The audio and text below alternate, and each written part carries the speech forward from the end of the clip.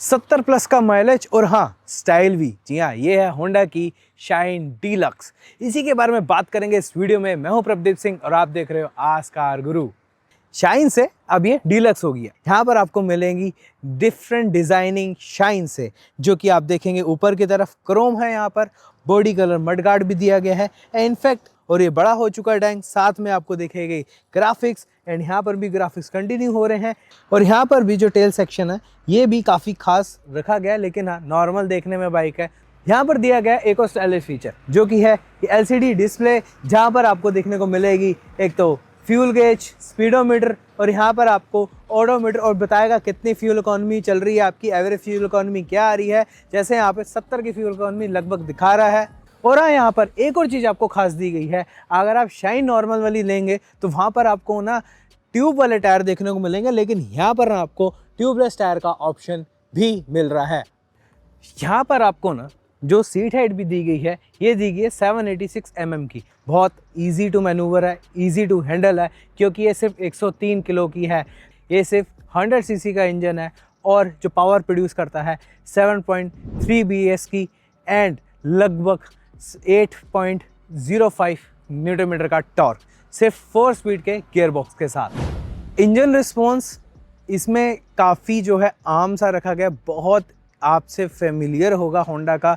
मुझे नहीं लगता कि होंडा का कोई भी टेस्ट नहीं जानता इंडिया के अंदर, क्योंकि ये जेन्युइनली वैसा ही चलता है।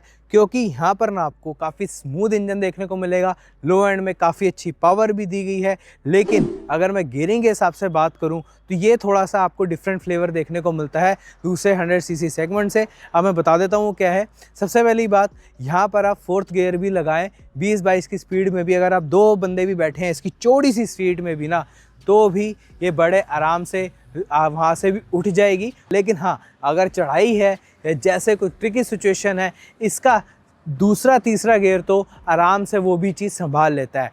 गियरिंग थोड़ी लोअर है, लोअर गियरिंग की जैसे मैं बात करूँ पहले और दूसरे की, थोड़ा सा शॉर्टर रखा गया, तीसरा लॉन्ग है एंड चौथा थोड़ा सा लॉन्ग रखा गया है। लेकिन इसी वजह से ना जो यहाँ पर एवरेज निकल के आती है यही मुझे खास लगती है, क्योंकि चौथा गियर अगर आप आराम से 50-55 की स्पीड पे लगा के चलेंगे ना इस बाइक के साथ, ये करीब करीब आराम से मैं कह सकता हूँ 75 की भी एवरेज दे देगा, उससे ऊपर भी चली जाएगी।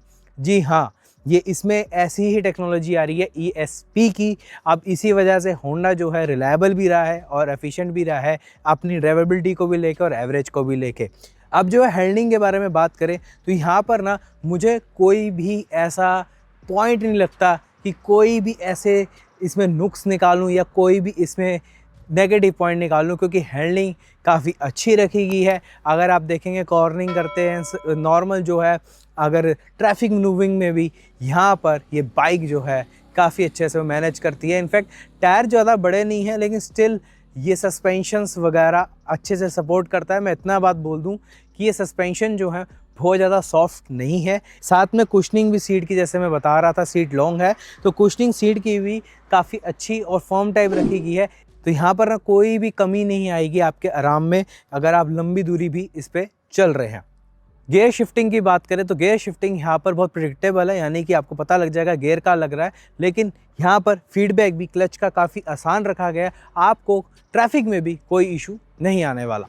और ब्रेकिंग की बात करें तो ब्रेकिंग में यहाँ पर दोनों ड्रम ब्रेक्स दी गई हैं, तो डेफिनेटली ड्रम ब्रेक उतनी ज़्यादा अच्छी नहीं है, लेकिन कॉम्बी ब्रेक सिस्टम यहाँ पे भी यूज़ करा गया है, तो ब्रेकिंग में भी यहाँ पर आपको नॉर्मल फील होगा। आई थिंक अब आने वाले टाइम में आपको ABS का ऑप्शन मिल सकता है, तो देखना होगा कि तब कैसी ब्रेकिंग आती है इन सेगमेंट्स की भी बाइक में। होंडा शाइन डीलक्स, जी हाँ DX। अब आप क्या लेंगे इसको, क्योंकि इतनी सारी खूबियाँ तो गिना दी हैं इसके बारे में। 70 प्लस की फ्यूल इकोनॉमी, जी हाँ, और क्या चाहिए। अच्छा खासा सस्पेंशन सेटअप, अच्छा खासा लुक और फीचर्स भी यहाँ पर आपको देखने को मिल रहे हैं।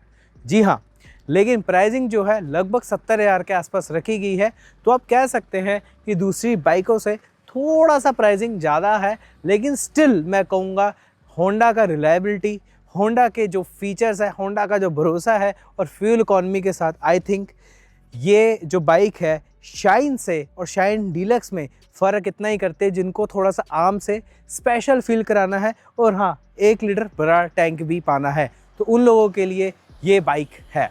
तो आपको ये वीडियो कैसी लगी बताना जो कमेंट सेक्शन के अंदर। अगर अच्छी लगी हो तो प्लीज़ लाइक कर देना, सब्सक्राइब कर देना हमारे चैनल को भी। और हाँ, कुछ कमेंट हो, कुछ पूछना हो तो आप आराम से बेझिझक होके कमेंट में पूछ सकते हैं।